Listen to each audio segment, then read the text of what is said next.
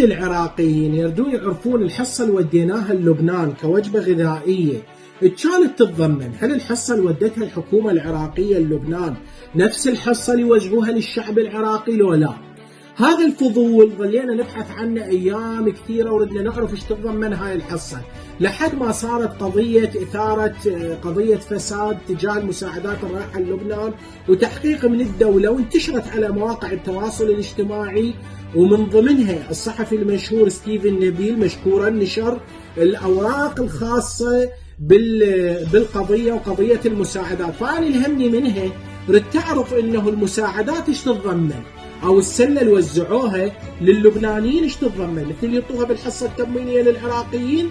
فسحبت الورقه اللي موجوده تخص المفردات وسحبتها على ورقه، واريد اقرا لكم اياها وتسمعون شنو ينطون للمواطن اللبناني كحصه غذائيه الحكومه العراقيه. اولا زيت القلي، زيت القلي 3 لتر، العراقي لتر، واكو اشهر ما ينطوا، واكو اشهر اصلا ما يستلم حصه تموينيه. فايش قد يستلم؟ 3 لتر. السكر 5 كيلوغرام، السكر 5 كيلوغرام، العراقي كان كيلو وين سووه كيلو، اللبناني 5 كيلوغرام. رز بسمتي ما ينطوا مثل الرز مال الحصه، رز بسمتي 5 كيلوغرام، يعني ايش بيه العراقي تحطوا 3 كيلوغرام. شاي رأس الحصان، شاي ايش قد؟ 2 علبتين، كل علبة 350 غرام، يعني ماركة الظاهر رأس الحصان، هاي ماركة يجوز معروفة بلبنان بغير دولة. حمص حب، الحمص 1 كيلوغرام. الزعتر 2 علبتين، كل علبة 500 غرام. البرغل 2، كل واحد 900 غرام.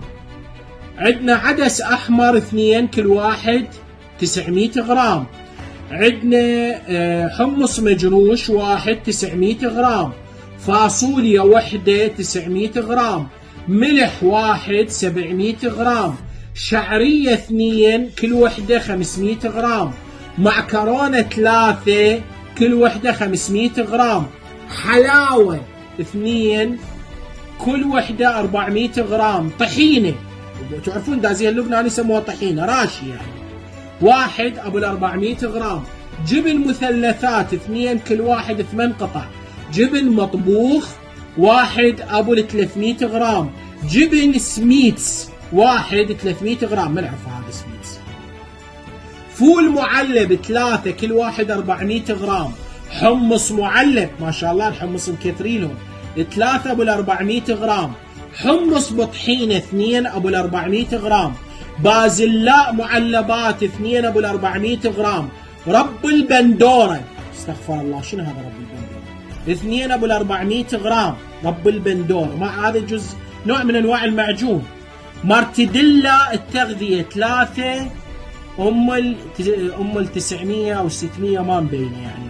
تونة 4، أم 180 غرام، العلبة الكبيرة يعني. سردين 2 أبو 125 غرام. التمر 1 أبو الكيلوغرام. حليب 2 مربى 2 أبو 450 غرام.